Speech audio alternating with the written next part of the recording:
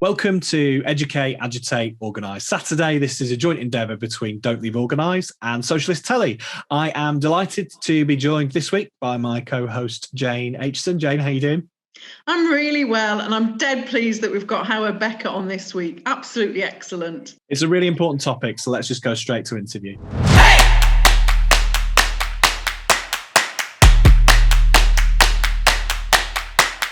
Recent months have seen a contemptible trend of British capital whereby companies fire workers and rehire them on worse pay and conditions, or threaten to do so unless they sign away pay and conditions. The practice of fire and rehire has meant British Gas has lost hundreds of engineers who fought back against this practice. There's a current dispute with the coffee maker Dow Egbert, and other high-profile examples are likely in the coming weeks and months. As we come out of the COVID crisis, we have to ask ourselves, will bosses punish many of the workers who kept our country running with this obnoxious Victorian practice?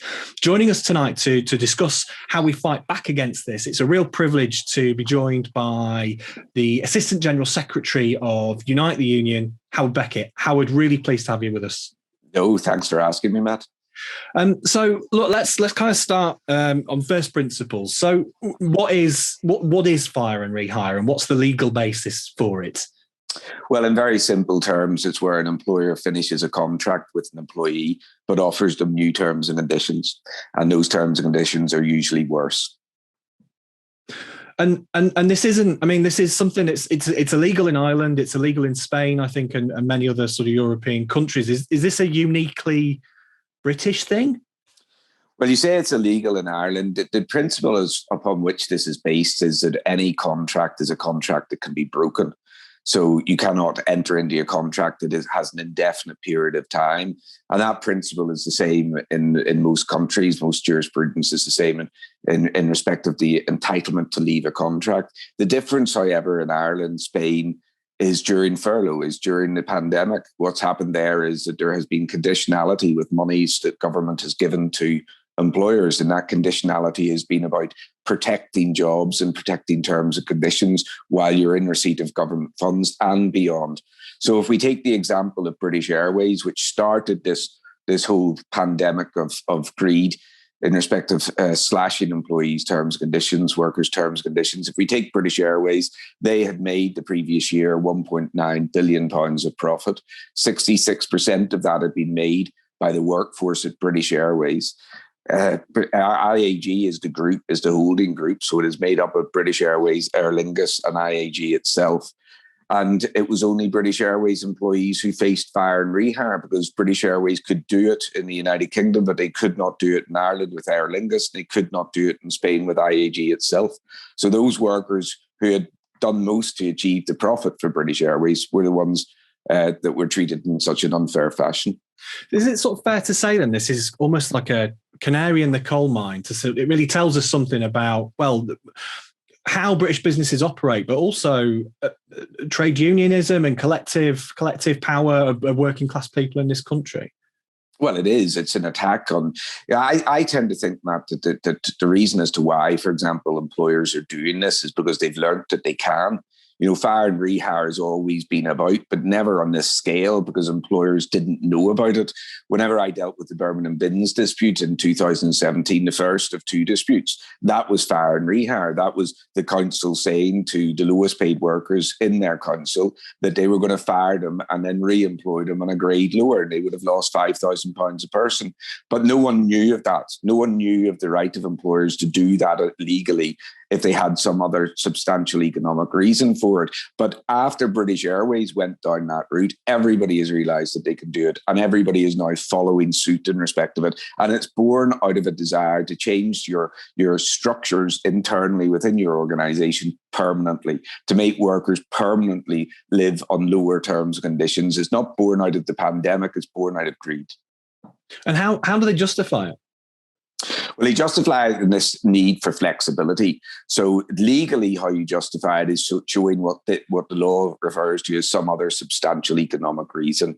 So they justify it by saying that we have an economic necessity right here and now. We need flexibility. So in order to survive, we're going to terminate the contract, but re-employ you in less terms and conditions. The only alternative, this is their narrative, not mine, Matt, because the narrative is obviously untrue. Their narrative is the only alternative to that would be making redundancies, and you don't want us to make redundancies, so we'll have to reduce your terms and conditions because of necessity. So you spoke fairly recently of the May Day for Leeds Trades Council, and there was another comrade there, a GMB rep, David Douglas, a British gas worker. We've already referenced the British gas dispute at the beginning of the programme, and there was a couple of really interesting things he said there. I mean, one of them was that they'd campaigned to be classed as key workers during the lockdown, and that was so they could help people, and they've been punished for it. But the second one, and I thought this was quite interesting. He said that they've been cushioned for a long time by the high share values of British gas, and now suddenly, this had come down and threatened them. So I guess that leads to. My question is there a set of workers that are particularly affected or vulnerable to this? Well, what I can tell you in respect of this, Matt, is, and I'll go through the disputes that Unite have at the moment, because it is, unfortunately, in every single sector, and it's in every single region and nation that this is going on. The only common factor that I can give you in respect of British Gas's dispute and in regard to all those that Unite have going on at the moment, the only common factor is that these are people who worked through COVID. These are people who put their lives at risk through COVID and now afterwards are being punished because of this war between capital and workers' rights. And that's the reality of what is going on now. I can point to disputes that we had with SPS Technology up in Leicester. We won it after weeks of industrial action. But a manufacturer who told the workforce that it was absolutely essential for them to come into work during COVID, they lost a colleague, a 37-year-old Polish man who died, leaving 2 children.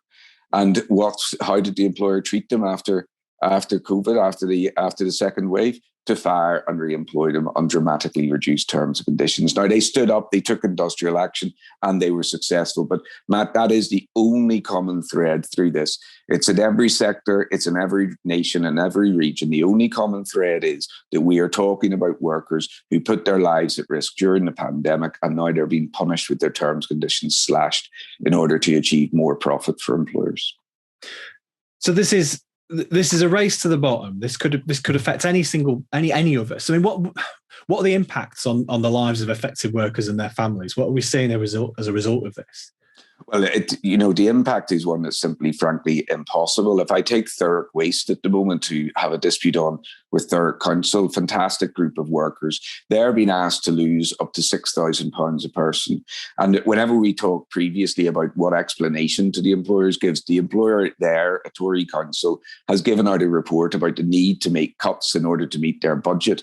But those cuts are only going to be taken by a workforce below the level of supervisor. Any other person, a supervisor or above, has their wages protected. So obviously waste is impacted straight away. Again, workers who worked through COVID, they weren't given PPE until July of last year. So they were all of that risk in respect of it. All of them came down with COVID. How they didn't lose lives is just extraordinary. Worked their way through COVID and then slash terms and conditions, lose up to £6,000. Now, the reality for people is that they cannot do it. They cannot afford it. They don't have that money sitting in a bank waiting. They have expenses, they have a wage, and they use that wage each and every month. They cannot live on £6,000 less. So they are taking industrial action, and obviously we are supporting them. And I hope very much and expect that their dispute will be successful. So look, I mean, that's a really eloquent outline there of the context of this and who this is affecting and just the egregious nature of it. It's particularly unforgivable in the light of COVID and all that these workers have done for us. How do we fight back? Industrial action.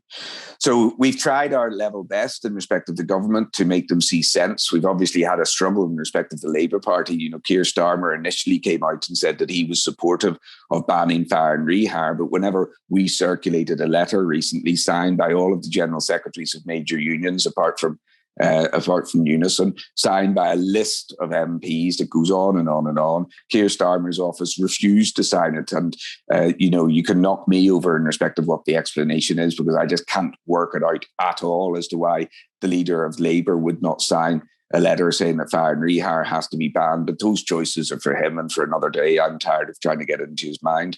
But anyway, we put that letter into Boris Johnson, and we said to Boris Johnson, you've got to ban this practice. It cannot be allowed, certainly not in its present form. You said it at the dispatch box that this is greed taking over. You said it at the dispatch box that workers who worked through COVID kept our nations going and deserve a better treatment after COVID. So do something in the Queen's speech. And we gave him a list of things that he could do with one stroke of the legislative pen to make sure that you have prescriptive elements in the legislation to mean that the abuses that the employers are doing right here and now could not happen. And what did he do? Nothing. Now, we had a protest outside Parliament. It was attended by some good Labour MPs, such as Andy MacDonald, and we took a boat up and down the Thames, made a racket, and also got an awful lot of publicity out of it. And from that, the Tories have announced that they're going to do this employment rights review. But, you'd have to come down in the last flood to believe that the Tory employment rights review is going to deliver anything for workers. So on the legislative front, we are doing everything that we can to achieve a different legislation and to shine a light on the possibilities as to how things could be changed legislatively wise. But the way to defeat this is industrial action. And for anybody who's watching this, I would like them to have some confidence in respect of industrial action. I referenced SBS Technologies and the fact that we won up there. That was a workforce that had not previously taken industrial action for, I think, over 10 years. And we recruited more because of the injustice of this. They took industrial action and they won. Saker Packaging up in Scotland, where it was fire and rehire, we took industrial actions. Police Scotland came along to remove our picket at that dispute to tell us that it was safe to be inside a workplace, but not safe to have a lawful socially distanced picket outside a workplace. So we had to take the Scottish Government and the Scottish Police to court and successfully changed the regulations to allow us to picket. And we won the dispute in respect of Saker Packaging. We won it also at British Airways. British Airways, particularly in the cargo section, where we took 9 days of industrial action at the end of their fire and rehire to prevent it. They managed to secure 95% of their wages, and the 5% reduction is temporary and will come back to them. So again and again, you can defeat it, and we will defeat it. You referenced JDE. We will defeat it there. We will defeat it in Thurrock. We'll defeat it in respect of Good Lord. And if you want to ask me about Good Lord, please do, Matt, because it's a great story for the trade union movement. We will defeat it in all of these places because we're going to shine a light on it. We're going to expose these employers as bad employers, and we're going to take industrial action, and we have the financial strength to do so. £40 million in our strike funds and £70 strike pay a day, because we're just not going to stand for this. And what's was that Good Lord? What's the story behind that? Yes, Good Lord, or as the slogan says, Matt, you say Good Lord, we say Bad Lord. So Good Lord is a tenancy agency, and they have a load of young workers for them. And obviously, most of what they do is online. Big section of it is about student renting. I'm very close to the dispute because they're wonderful, wonderful people. These are young people, mainly women migrant workers who researched what trade unionism was about whenever this was announced to them and joined Unite and are now taking industrial action. Now, what Good Lord has done in respect to this is just quite extraordinary. This is a company making millions of money. Some entrepreneur who set it up, millions backed into him, making millions, going, prestigious offices in Brick Lane in London, driving around in whatever flash vehicles he has. And because of the pandemic and because his workers are able to do their job from home, he said to them, now that you can work from home, I don't need to pay you the London living wage anymore. So I'm firing you and re-employing you. You're going to lose £6,000 a year each. You're going to go below the London living wage, but that's okay because you don't have to live in London. Well, these people are obviously signed into tenancy agreements. They have to live in London, and he's taking them below the London living wage. But we're exposing them. They're continuing to take industrial action. We will be attacking his reputation in respect of Trustpilot. If you can't trust this man with the way he treats his workers? Why would you trust him with a tenancy agreement? And we'll be expanding it out. And the reason why I talk about it all the time, Matt, is that I say anybody who thinks that young people do not understand the power of a collective, look at a dispute like Good Lord. And then I reference it to talk about the modernisation that Unite can go on. Because if you imagine the Good Lord dispute and you imagine that Unite had a TV channel, its own TV channel, imagine the speed with which young students would see what's going on in Good Lord and start boycotting Good Lord until the Good Lord does the right thing. Imagine the ease with which you could spread that message and share the successes and the determinations of young workers.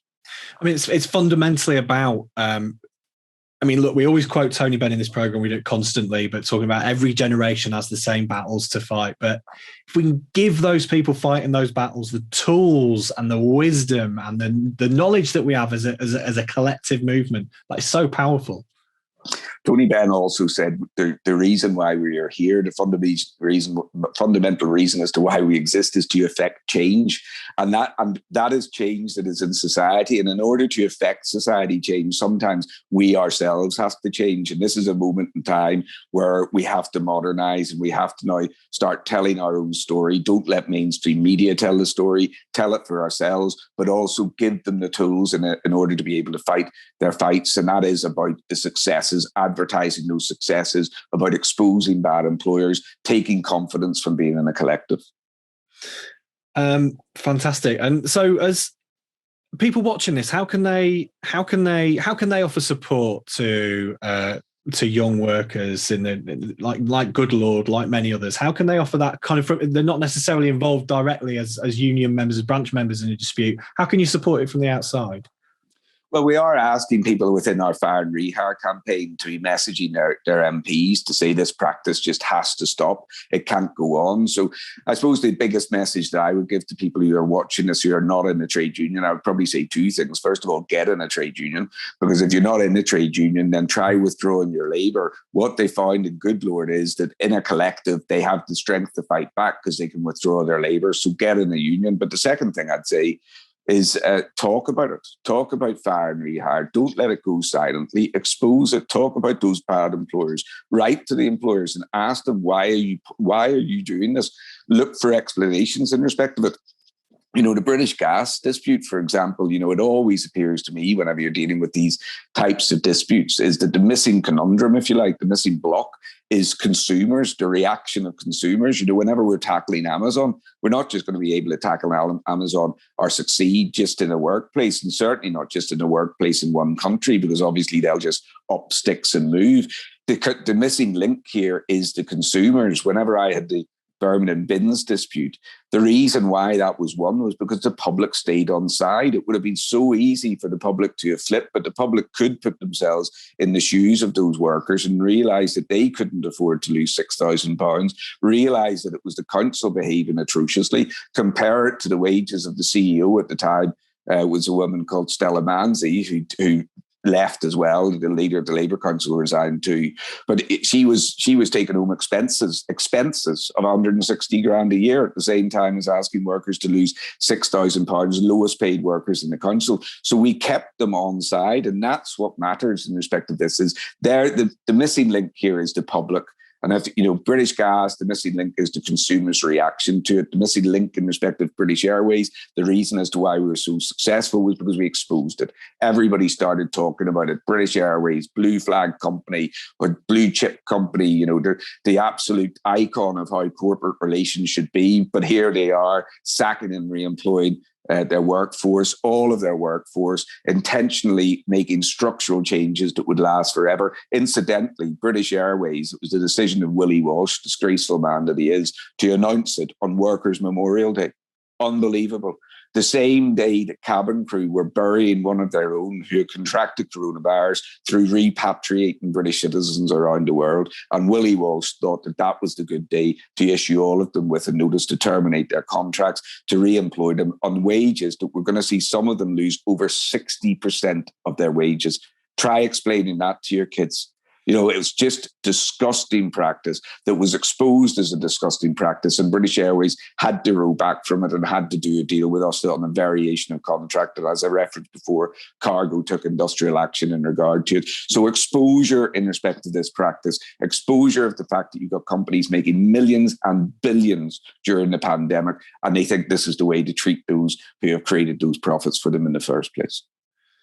And is there anything we've talked about trade unionism? Is there anything we should be doing as Labour Party members in our branches, in our CLPs?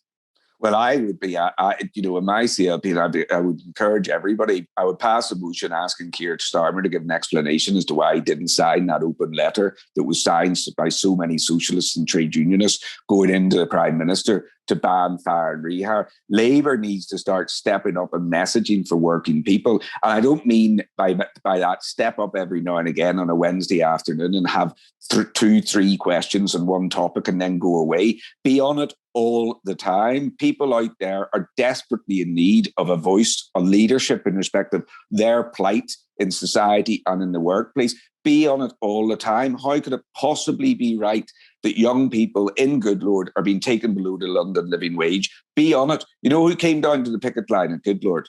Well, it won't be difficult to guess. It wasn't Keir Starmer. It was Jeremy Corbyn came down to the picket line at Good Lord to talk to young workers about the strength of collectivism and about the fact that they're now part of a movement, and that movement will not let them down. Socialism is about love and about fairness and about equality in society, and they are now on the first journey of showing the strength of individuals and collectives to make sure that they demand a better tomorrow than yesterday. It wasn't Keir Starmer who came down. And that's the type of leadership that we need right now, is somebody who wants to go out there and talk for working people. So if you're in a CLP, please just pass a motion asking for explanations and saying to the leadership of the Labour Party, start doing more. We want to see you. We want to see you up in Uptar. We want to see you at Tesco's in Livingston. We want to see you at Go Northwest in Manchester. We want to see you on picket lines speaking for workers and demanding justice. I mean, that was perfectly well put, and I'm just given the scale of the crises we face as workers in this country. We can't go back to the bad old days of Labour MPs being embarrassed to be seen on a picket line. It just can't happen. No, it can't, Matt. And sorry, I'm interrupting you. I'm getting a bit passionate about it, Matt. We can't, and even more so because we all know what's facing us now coming down the line. You know, the Tories are looking for a deregulated society. Freeports is all about deregulation. It's all about playing sector off against sector, region off against region. It's all about tax havens, those outside the Freeports paying for the infrastructure, get business in there, deregulate it, get it run by quangos, stop trade unions organising, and you move eventually to a race to the bottom and in-work poverty being the norm. That's what's going on in society right here and now. And we need people to speak for the alternative. We need people to say, workers got us through the crisis and will rebuild our nations, and they deserve a better share. But even more importantly, the reason as to why we need to say that is we know the green industrial revolution is coming. We know what that will mean. We know what automation will mean for jobs. So we have to get out there and start speaking for a new deal for workers.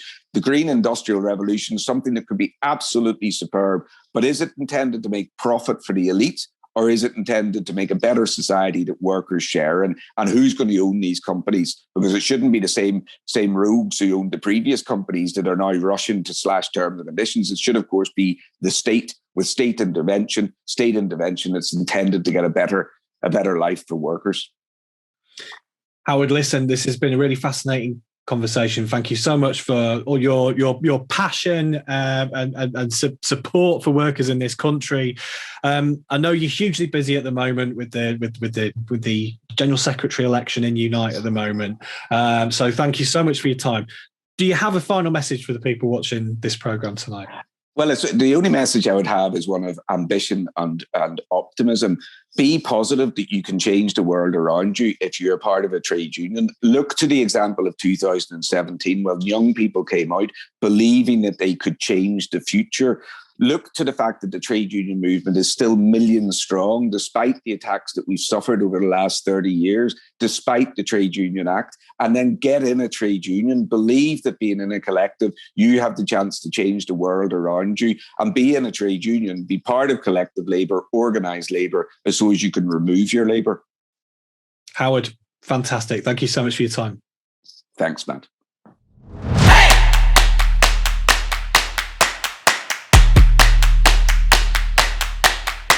Really glad we got Howard Beckett. Really, really grateful for his insights on that. I mean, I think this is really obnoxious, the way that British capital is treating workers in this country after everything they've done during this crisis. What are your thoughts on this episode, Jane? Well, it truly is, isn't it? The idea that at the moment, 1 in 10 workers are facing fire and rehire. So it doesn't matter whether you're a bin worker or a shop worker or a lecturer or a British gas worker, all of these workers and many, many more facing this. It can happen to anyone. So it's really important that we are tackling it here, raising awareness on it, and that we've got fantastic fighters in the trade union movement like Howard Beckett, who are standing up and who are shouting from the rooftops about why we need to push back on this. Because as Howard said, it's not about cutting costs to save jobs, because they still need all of the staff. What it's about is about cutting costs to maximise profits. How disgusting is that? What utterly greedy bosses we've got now. But I mean, it's not a surprise, because the Tories are letting them get away with it, because the Tories have made it really clear that the rules don't apply to them. The Tories are filling their boots. Their friends are filling their boots with PPE contracts worth millions and millions. And so, of course, every boss wants to find a way of cashing in, and the Tories are letting them. That's why it has to be outlawed. It must be outlawed like it has been in other countries. And we're a country that is run by and for robber barons. It is just vulture capitalism. And I think a really important point you made there about precarity and how, I mean, university lecturers, we're all precarious workers now, every single one of us, right? And we can't wait until fire and rehire affects us or like a family member. This is coming down the pipe to millions of us, and we've got to stand up and we've got to fight back now. Now is the time. It'll be too late once it's never too late to fight back, obviously, but we've got to do that fight. We've got to start that fight now. This is Victorian levels of attack and abuse by bosses on workers. And it's interesting because in Leeds, where I am, we had a fantastic gas strike in 1890, a historic strike. The whole city, of course, was lit by gas then, as it was in many places, really important. And the Victorian bosses, who in fact were the Tories, were trying to, in effect, fire and rehire the workers. They were trying to cut their terms and conditions. That was what it was about. And they shipped in 10,000 scabs to come and undercut the strikes. The strike was very solid. Leeds was actually in darkness. And Leeds got 40,000 protesters and pickets to stop that happening, to stop those scabs being able to undercut the strike. And they won that dispute. That's fantastic.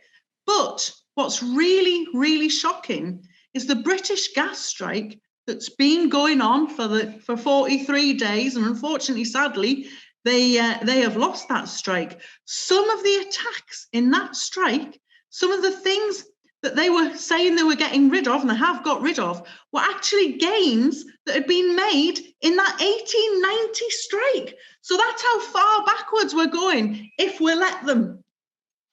Absolutely. And really important points that Howard made about the Good Lord strike and those, just exemplary young workers fighting back and learning that stuff. But it's so important we understand our history. We understand our history of struggle.